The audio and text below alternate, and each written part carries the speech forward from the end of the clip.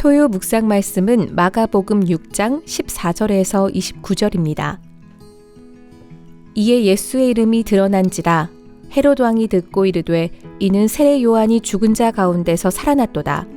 그러므로 이런 능력이 그 속에서 일어나느니라 하고, 어떤 이는 그가 엘리야라 하고 또 어떤 이는 그가 선지자니 옛 선지자 중에 하나와 같다 하되, 헤롯은 듣고 이르되 내가 목벤 요한 그가 살아났다 하더라. 전에 헤롯이 자기가 동생 빌립의 아내 헤로디아에게 장가든 고로 이 여자를 위하여 사람을 보내어 요한을 잡아 옥에 가두었으니, 이는 요한이 헤롯에게 말하되 동생의 아내를 취한 것이 옳지 않다 하였음이라. 헤로디아가 요한을 원수로 여겨 죽이고자 하였으되 하지 못한 것은 헤롯이 요한을 의롭고 거룩한 사람으로 알고 두려워하여 보호하며 또 그의 말을 들을 때에 크게 번민을 하면서도 달갑게 들음이러라. 마침 기회가 좋은 날이 왔으니 곧 헤롯이 자기 생일에 대신들과 천부장들과 갈릴리의 귀인들로 더불어 잔치할세, 헤로디아의 딸이 친히 들어와 춤을 추어 헤롯과 그와 함께 앉은 자들을 기쁘게 한지라. 왕이 그 소녀에게 이르되 무엇이든지 내가 원하는 것을 내게 구하라 내가 주리라 하고, 또 맹세하기를 무엇이든지 내가 내게 구하면 내 나라의 절반까지라도 주리라 하거늘, 그가 나가서 그 어머니에게 말하되 내가 무엇을 구하리이까?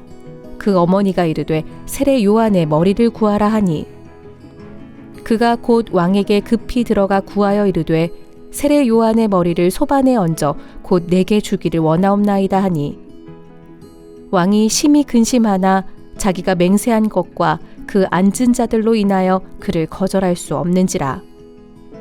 왕이 곧 시위병 하나를 보내어 요한의 머리를 가져오라 명하니, 그 사람이 나가 옥에서 요한을 목베어 그 머리를 소반에 얹어다가 소녀에게 주니 소녀가 이것을 그 어머니에게 주니라. 요한의 제자들이 듣고 와서 시체를 가져다가 장사하니라. 아멘.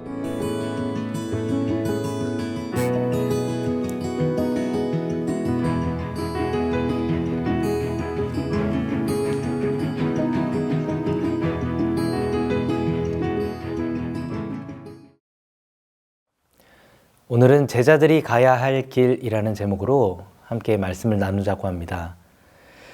오늘 본문은 세례 요한의 죽음에 대한 기사를 다루고 있습니다. 앞선 단락에서 예수님은 12제자에게 권능을 주시고 회개를 선포하도록 각동각처로 파송하십니다. 그 사역에 얼마나 큰 권능이 드러났는지 많은 귀신이 떠나가고 병든 자들이 고침을 받게 되죠.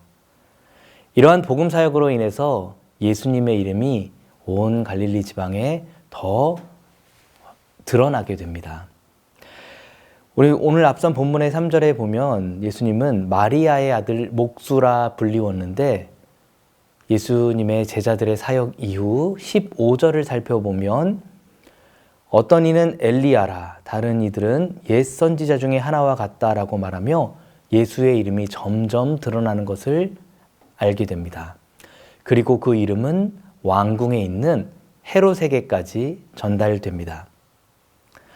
헤롯은 왕궁에서 듣게 되는 예수라는 이름으로 인해 그가 이전에 죽였던 세례 요한의 이름을 떠올리게 되는 것이죠. 헤롯은 어떤 사람이었을까요? 오늘 본문은 헤롯을 왕이라고 표현하고 있습니다. 그러나 그는 실제 왕이 아니었습니다. 우리가 잘 아는 헤롯 대왕이라고 있죠.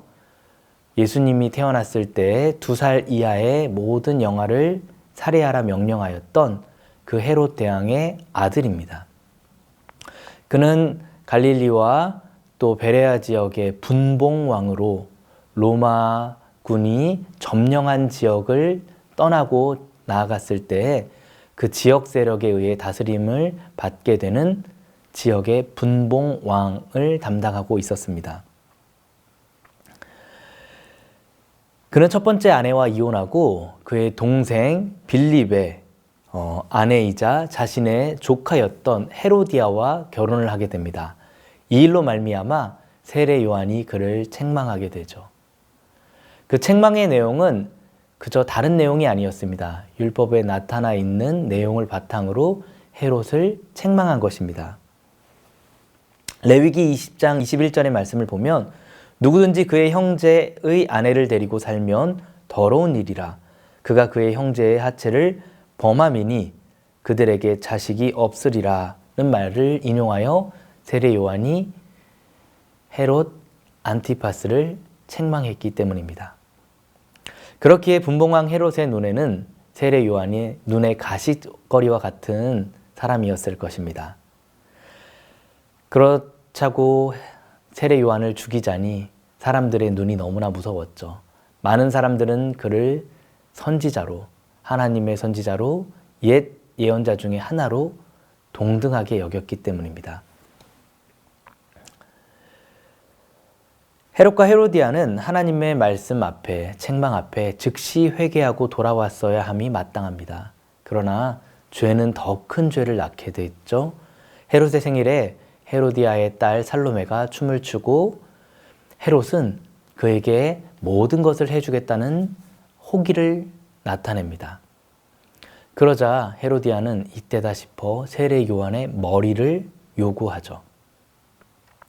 맹세를 철회하게 되면 헤롯은 자신의 명예가 실추되는 결과를 맞이하게 될 것입니다.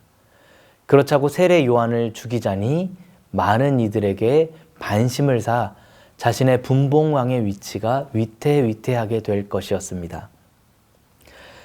헤롯은 왕이라 불렸지만 정작 자기 스스로 아무것도 할 수 없는 자였습니다. 진정한 권력을 가진 왕이 아니었기에 사람들의 눈치를 봐야만 했고 또 아내 헤로디아의 말에 휘둘려 이리저리 원치 않는 일을 하고 마는 어리석은 왕일 뿐이었습니다. 이것이 바로 헤롯의 모습이었습니다. 그런데 우리는 헤롯의 모습에서 우리들의 모습을 발견하게 됩니다. 우리는 하나님의 자녀라는 권세를 받았습니다. 그런데 그 권세를 가지고 우리는 세상 속에서 어떻게 살아가고 있습니까? 하나님의 자녀로서의 권세를 이 땅 가운데 나타내며 살아가고 있습니까? 아니면 내가 스스로 하나님처럼 높아져 교만하려는 모습으로 살아가고 있습니까? 또 그 권세를 가졌음에도 불구하고 사람들의 눈치, 사람들의 시선, 사람들의 수많은 말에 영향을 받아 부끄럽고 초라한 모습으로 그 권세를 감추고 살아가고 있지는 않습니까? 하나님의 말씀이 우리를 책망하신다면 우리는 부끄러움을 당하더라도 모든 것을 무너뜨리고 처음부터 다시 시작하더라도 하나님 앞에 내 삶을 속히 회개하고 돌아가야 할 것입니다. 그때 하나님은 우리에게 다시금 자녀의 권세를 회복시키시며 죄에서 멀리 떠나 하나님의 자녀로서의 삶을, 풍성한 삶을 약속해 주시기 때문입니다. 세례 요한이 감당했던 사역도 회개하라는 사역이었습니다. 예수님의 제자들이 감당했던 사역도 회개를 선포하는 사역이었습니다. 오늘 우리는 회개에 합당한 삶의 열매를 맺어야 할 것입니다. 죄는 우리를 더 큰 죄로 몰아가지만 죄를 이기는 능력을 우리에게 가져다 주는 것이 바로 회개입니다. 하나님의 말씀이 우리를 책망하실 때 헤롯과 같이 이러지도 저러지도 못하고 더 큰 죄를 낳는 결과가 아니라 즉시 회개하여 하나님 앞에 속히 돌아갈 수 있는 거룩한 하나님의 백성이 되기를 축복합니다. 또 한 가지 살펴볼 것은 바로 세례 요한의 죽음입니다. 세례 요한은 낙타털옷을 입고 허리에 띠를 두르고 광야에서 메뚜기와 석청을 먹으며 하나님 나라를 선포하였던 자였습니다. 그런데 그의 죽음이 어땠나요? 너무나 허망하고 또 어떻게 보면 너무나 초라한 억울한 죽음이었습니다. 세례 요한은 예수님께 직접 세례를 베풀었던 자였습니다. 제사장 가문에서 태어났으며 천사의 수태고지를 통해 태어난 자였습니다. 예수님의 오실 길을 예비하는 자였음에도 불구하고 그는 너무나 초라한 죽음을 맞이합니다.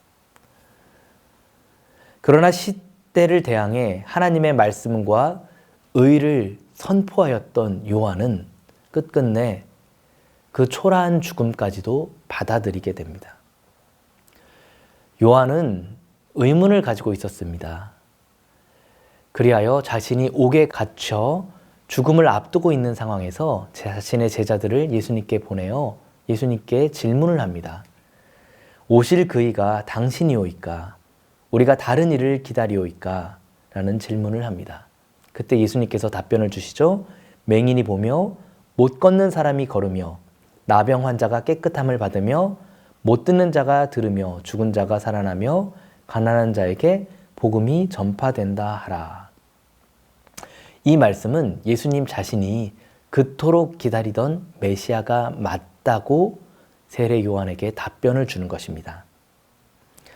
다시 말해 세례 요한의 사역이 이제 완결되었다라고 말씀해 주시는 것입니다.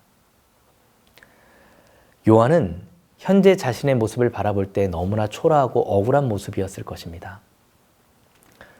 마치 모세가 이스라엘 백성들을 이끌고 가나안 땅으로 인도하여 내었던 그 40년 광야의 여정을 모두 마치고 가나안 땅을 바라보는 그 목전 모압 땅에서 하나님의 부름을 받았던 것과 같이 세례 요한도 자신의 모든 사역을 마치고 이제 옥에서 메시아를 맞이하는 시대를 마무리하는 그 시점에서 주님 앞에 부름을 받습니다. 사람의 모습으로 바라봤을 때는 너무나 억울하고 안타까운 죽음이지만 하나님의 모습으로 바라봤을 때에는 너무나 충성된 일꾼으로 기쁜 죽음을 맞이한 것입니다. 요한은 하나님의 전능하심을 깨달은 자였고 자신의 유한함을 또 깨달은 자였습니다. 그렇기에 그는 죽음의 시점까지도 하나님의 거룩한 사역을 감당합니다. 역사가 요세푸스의 글에 따르면 헤롯이 소만에 담긴 세례 요한의 머리를 받았을 때 그의 혀를 뽑아 당겼다고 합니다. 헤롯은 얼마나 얄미웠을까요? 얼마나 보기 싫은 얼굴이었을까요? 그러나 그 죽은 자의 머리에 혀를 뽑아 당길 정도로 세례 요한은 참수를 당하는 그 시점에까지 하나님의 온화한 성품과 하나님의 정직한 말씀을 전하는 자였습니다. 그 진실함이 그 죽음의 현장까지도 그 순간까지도 그는 담아가며 죽임을 당하는 사역을 감당했습니다. 우리는 요한의 모습을 통해 하나님의 자녀의 권세가 무엇인지를 발견하게 됩니다. 너무나 헤롯과 대조적이죠. 우리는 하나님의 약속을 받았다 하나 하나님의 자녀답게 살아가지 못하고 그 약속이 너무 더디게 우리 가운데 찾아온다 생각하여서 그 약속을 저버리고 살기가 십상입니다. 그러나 하나님은 우리에게 약속을 신실하게 지켜주시는 분입니다. 약속을 지켜 더딘 약속을 지켜 살아가는 것이 때로는 세상에 뒤처져 가는 것처럼 여겨질지라도 하나님의 말씀은 하나님의 약속은 우리 가운데 반드시 성취가 될 것입니다. 그렇기에 요한의 죽음이 바로 우리가 맞이해야 될 죽음이 아닌가 여겨집니다. 살아서도 하나님의 말씀을 힘써 전하고 세상의 가십거리가 되더라도 정직하게 주의 말씀을 전하고 죽음의 순간까지도 죽어가면서까지도 하나님의 말씀을 담아낼 수 있는 것, 그것이 바로 제자들의 삶이 아닐까요? 오늘 본문은 서두에 말씀드렸던 것처럼 예수님이 제자들을 파송하고 그리고 제자들이 돌아와 사역을 보고하는 그 기사의 가운데에 놓여져 있습니다. 이는 마치 회개를 선포하는 예수님의 사역을 감당하는 제자들이 나아가야 될 길의 결국이 세례 요한과 같이 죽음의 길로 나아가는 것 아닐까라는 암시로 보여집니다. 오늘 우리는 헤롯과 같은 삶을 살고 있습니까? 아니면 세례 요한과 같은 삶을 살아가고 있습니까? 하나님의 말씀이 우리를 책망하실 때 우리의 체면, 자존심, 또 사람들의 시선을 모두 이겨내고 속히 회개하고 하나님 앞에 돌아갈 수 있는 믿음이 오늘 우리에게 요구됩니다. 더 나아가 주의 복음을 전하고 복음으로 인해 우리가 고난받더라도 끝까지 감내하여 주와 동행하는 거룩한 삶을 하나님은 우리 가운데 요구하십니다.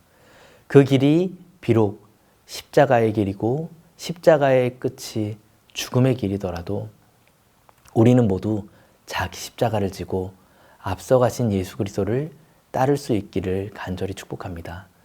그때 하나님의 약속이 우리 가운데 이루어지며 약속된 천국이 오늘 우리의 삶 속에 풍성하게 이루어지는 행복한 삶을 살게 될 것입니다.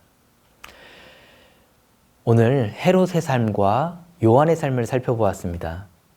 우리는 하나님의 책망 앞에 자신의 마음을 완고하게 하는 헤롯의 마음을 모두 내어버리고 요한과 같이 주의 회개를 이 땅 가운데 선포하여 죽기까지 하나님의 영광을 위하여 죽음까지도 하나님의 영광을 위하여 순종하였던 요한과 같은 거룩한 삶을 살아내기를 간절히 축복합니다. 이 시간 함께 기도할 때 오늘 주일을 맞이하는 주말입니다. 이 토요일 아침 하나님의 말씀 앞에 주일을 맞이하기 전에 나의 모든 한 주간의 죄악된 행위를 하나님 앞에 내려놓고 속히 주께 돌아가기 원합니다. 그리고 주께서 허락하신 그 십자가의 길을 나도 함께 따르길 원합니다. 죽기까지 순종할 수 있는 귀한 믿음을 베풀어 주시옵소서. 함께 기도하며 묵상을 하도록 하겠습니다. 기도하겠습니다. 하나님 아버지 감사합니다. 오늘도 주의 말씀이 우리 가운데 생명의 말씀으로 찾아와 주심에 너무나 감사합니다. 헤롯의 삶과 요한의 삶을 살펴보았습니다.